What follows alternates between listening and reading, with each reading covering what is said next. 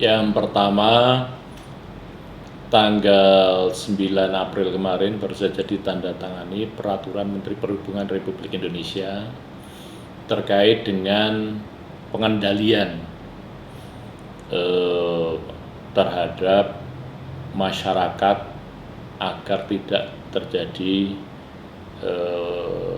penyebaran COVID-19. Nah, di peraturan menteri itu disertai dengan petunjuk teknisnya, baik pengendalian itu di daerah asal, kemudian selama perjalanan, dan sampai dengan pengendalian di daerah tujuan. Nah, terkait dengan tindak lanjut peraturan menteri itu, sebetulnya kami pemerintah daerah Istimewa Yogyakarta dengan mendasarkan surat keputusan gubernur tentang tanggap darurat sudah melaksanakan operasi yang sifatnya persuasif, jadi sifatnya sosialisasi ke masyarakat untuk mengenakan masker, menjaga jarak, dan sejenisnya. Dengan munculnya Peraturan Menteri Perhubungan Republik Indonesia, sebetulnya ada beberapa perintah yang harus dilakukan atau sering disebut sebagai protokol terkait dengan pemudik. Di situ diatur pengaturan dalam konteks suatu wilayah yang berlaku di Indonesia. Kemudian juga diatur khusus daerah yang telah menerapkan PSBB. Dan yang ketiga diatur khusus menghadapi arus mudik lebaran. Nah, dalam konteks DIY tentu relevan dengan poin A dan C, yaitu pengaturan di level wilayah dan arus mudik lebaran, karena kebetulan DIY kan belum menerapkan statusnya sebagai PSBB. Apa yang kemudian kita lakukan? Nah, saya ingin menyebut untuk moda pesawat, kemudian kereta api, kapal laut, itu protap yang ada, sebagaimana saya sudah mengkoordinasikan dengan pihak Angkasa Pura dan PT KAI, mereka sudah menerapkan protap kedatangan penumpang sebagaimana yang diamanatkan di Menteri Perhubungan. Sementara yang menjadi otoritas kami di daerah adalah bagaimana memberikan filter bagi penumpang yang menggunakan angkutan bus melalui terminal dan kendaraan pribadi di jalan raya. Nah, sedangkan penumpang yang menggunakan bus yang pertama, kami akan memfilter yang pertama adalah di perbatasan. Yang dalam waktu dekat ini kami akan melaksanakan operasi di Jalan Magelang, tepatnya di sekitar Tempel, kemudian di Jalan Solo kita akan melaksanakan di sekitar Prambanan, dan di Jalan Purworejo nanti di sekitar Congot. Yang intinya untuk bus kami akan memeriksa physical distancing, karena di peraturan menteri itu ditetapkan bahwa kapasitas penumpang itu hanya boleh terisi separuhnya gitu. Nah, nanti kita akan cek. Kemudian yang kedua, memastikan seluruh penumpang sudah memenuhi syarat pemenuhan kesehatan seperti masker, alat-alat pribadi kesehatan, dan kru juga harus mampu menunjukkan surat jalannya. Jadi kita hanya sebatas itu di perbatasan. Tapi kemudian untuk bus nanti tapisnya adalah di terminal. Jadi di terminal itu bis diwajibkan menurunkan penumpang di terminal, tidak boleh menurunkan penumpang di tengah jalan. Kenapa? Karena ini untuk memudahkan kontrol dalam konteks protokol kesehatan. Begitu bus datang, maka yang pertama harus terpisah dengan moda angkutan transportasi yang lain. Yang kedua, setelah sampai berhenti, maka penumpang secara bertahap turun dan kemudian akan kita periksa. Yang pertama, membawa yang berasal dari zona merah, membawa surat keterangan sehat tidak. Kemudian setelah itu kita akan memeriksa dengan termogan satu persatu penumpang itu. Bagi penumpang yang sudah membawa surat dan kemudian dari sisi suhu badan juga tidak menunjukkan gejala sakit, intinya penumpang langsung kita beri semacam surat pengantar dari terminal untuk dibawa pulang laporan ke Pak RT, kurang lebih seperti itu, bahwa dia sudah dilakukan pemeriksaan di terminal, katakanlah misalnya Jombor. Tapi bagi penumpang yang kemudian tidak membawa surat atau mungkin membawa surat tetapi menunjukkan gejala tidak sehat, misalnya suhu badannya melebihi 38 derajat misalnya. Nah, maka mereka harus diperiksa di pos terpadu kami dulu. Di situ ada petugas kesehatannya. Nah, dari hasil pemeriksaan disitulah nanti akan direkomendasi apakah mereka bisa pulang dengan karantina mandiri di rumah 14 hari atau harus dikarantina khusus, kurang lebih seperti itu. Nah, itu nanti tergantung hasil pemeriksaan medis yang ada di pos. Nah, setelah bis kosong, kemudian protapnya operator dan kami harus memastikan bis itu kemudian disemprot, disterilisasi baik luar maupun dalamnya. Nah, kira-kira seperti itu. Itu bagi bus. Kemudian bagi kendaraan pribadi, dimulai dengan di perbatasan tadi, 3 perbatasan, itu kemudian kami akan melihat memenuhi syarat sosial atau physical distancing tidak, karena sudah ada ketentuan di peraturan menteri. Bagi mobil yang 7 seat, itu penumpangnya maksimal 3, termasuk sopir.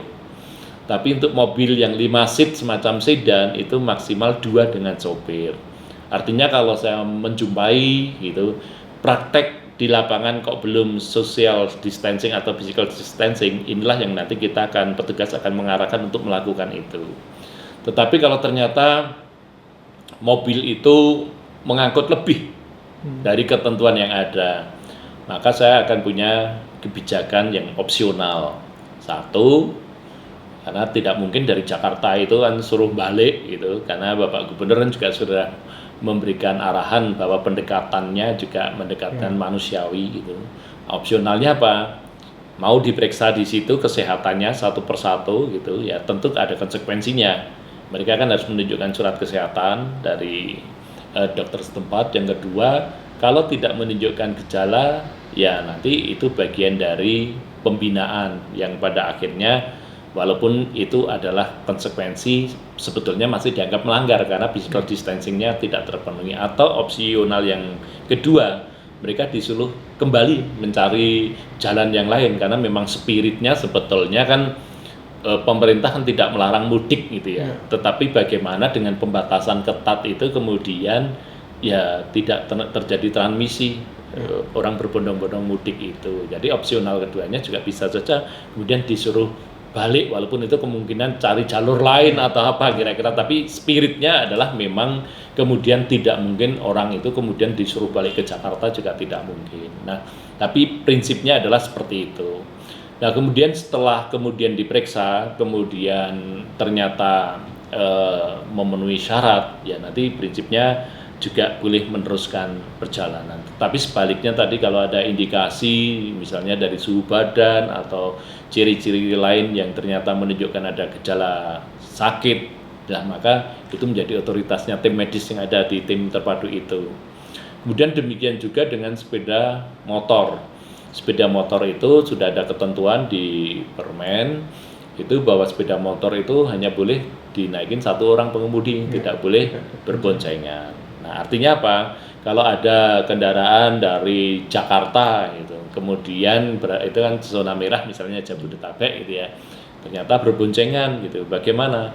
Ya kami juga tidak mungkin orang itu kemudian disuruh balik. Nah, pilihannya ada sama saja 2. Kalau mereka mau diperiksa, karena kita suka tidak suka kan harus memberikan pelayanan medis di situ ya, daripada tidak tertapis. Kalau cuma kemudian disuruh balik, itu toh jalan alternatif kan banyak sekali tetap bisa tembus, walaupun nanti filternya tetap di RT RW itu ya, karena setiap pendatang itu kan wajib melapor kepada RT RW. Jadi sebetulnya baik di terminal kemudian di jalan raya kita sudah punya semacam protokolnya, dan itu secara teknis sebetulnya sudah diatur di Peraturan Menteri Perhubungan nomor 18 tahun 2020 yang ada, sehingga tugas kami di daerah sebenarnya hanya nyocokkan mereka sudah sesuai ketentuan itu belum gitu di lapangan gitu. Sebetulnya daerah diberi peluang di peraturan menteri itu memberikan inovasi, karena peraturan menteri itu kan tentu tidak mampu menjangkau sama pengaturannya di seluruh daerah. Artinya apakah kemudian di DIY itu yang melanggar itu disuruh pulang atau kemudian harus melaksanakan pemeriksaan, itu tergantung protokolnya daerah. Karena di sana memang diberikan peluang bahwa harus mengikuti protokolnya daerah untuk mengikuti pemeriksaan itu. Nah, inilah yang dalam minggu ini kita sudah melaksanakan di perbatasan, tapi sifatnya masih sosialisasi dan persuasif. Insya Allah nanti di minggu depan kita sambil sedang berkoordinasi dengan TNI Polri, juga dengan tenaga kesehatan, itu akan kita terapkan secara konsisten sehingga transmisi penyebaran penyakit melalui jalur moda transportasi itu bisa diperkecil. Jadi dalam pelaksanaan operasi ini kita lebih banyak ke pendekatan yang sifatnya persuasif. Misalnya ada bus yang melanggar terkait dengan kuota penumpang misalnya. Harusnya 25 dari kapasitas, ternyata isinya 30 atau 35. Itu jelas kami tidak kemudian akan menilang bus, tidak. Dan juga tidak akan memberhentikan kemudian penumpangnya menjadi terlantar, tidak. Jadi penumpang kita periksa, sudah mengenakan peralatan kesehatan belum, semacam masker. Nah, tugas saya karena akap itu menjadi kewenangannya Dirjen Perhubungan Darat, saya hanya mencatat bis PO apa, jam berapa mengangkut penumpang, yang ketentuannya misalnya physical distancing itu harusnya hanya berisi 20 penumpang, misalnya kok berisi 30, itu kita catat. Selanjutnya bahwa pemerintah pusat akan memberikan punishment atau tidak, itu tidak menjadi kewenangan saya, karena memang berbeda dengan daerah yang sudah menerapkan PSBB seperti DKI Jakarta. Jadi kalau di DKI setelah Menteri Kesehatan mengeluarkan persetujuan PSBB, kemudian gubernur juga membuat regulasi gitu. Nah, di situ ada ancaman, misalnya kantor yang masih buka, misalnya yang bandel kena denda, itu bisa. Tapi kita karena bukan PSBB, jadi kita tidak bisa seperti itu.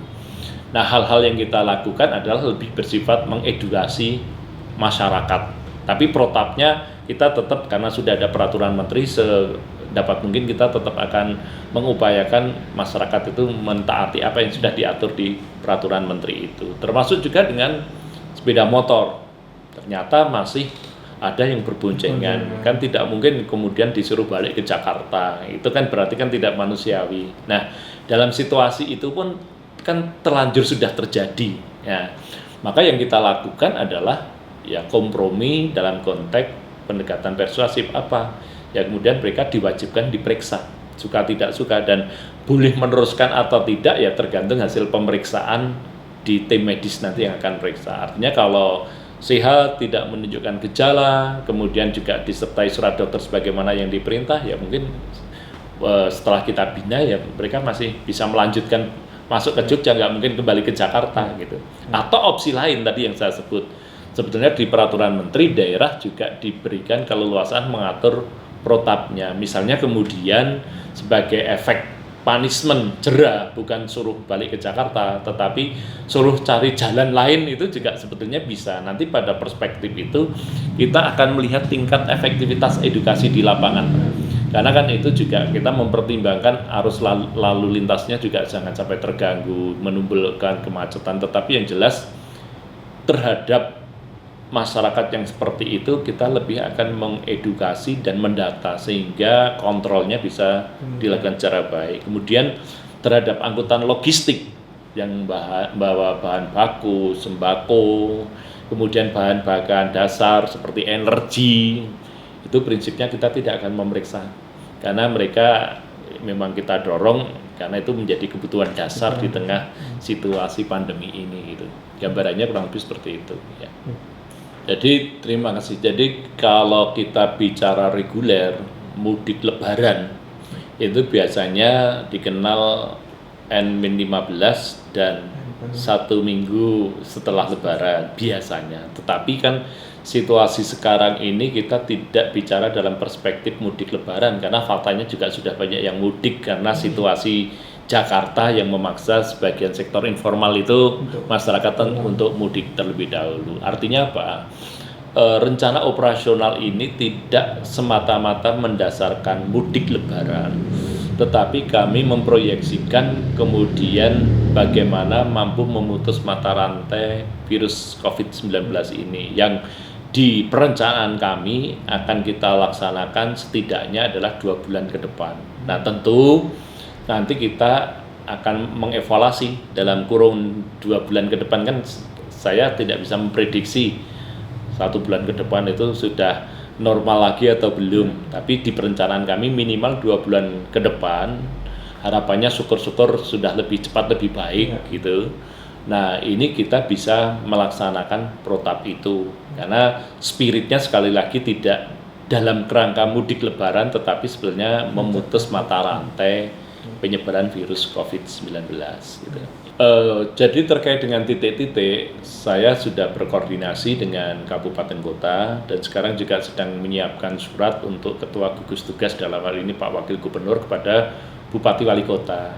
Karena provinsi hanya mampu menjangkau 3 titik yang ada di jalan-jalan strategik atau jalan nasional pintu masuk, kami berharap rekan-rekan dari kabupaten bisa menutup celah di jalan-jalan kabupaten, karena kan jalur alternatif di masuk di itu kan cukup banyak. Jadi gambarannya itu. Sedangkan tentang evaluasi terkait dengan eskalasi pandemi di Jogja, kita tentu akan melihat perkembangan. Tentu doa kita, harapan kita semakin baik, artinya kejadiannya semakin flat, turun kira-kira gitu. Tetapi sebaliknya, kalau semakin tinggi penularannya, itu tidak memungkinkan kemudian kita melaksanakan evaluasi, baik dari sisi saya, sisi transportasi, maupun dari sisi kebijakan pemerintah daerah, karena memang DIY sampai sekarang belum menerapkan kebijakan PSBB seperti Jabodetabek gitu ya.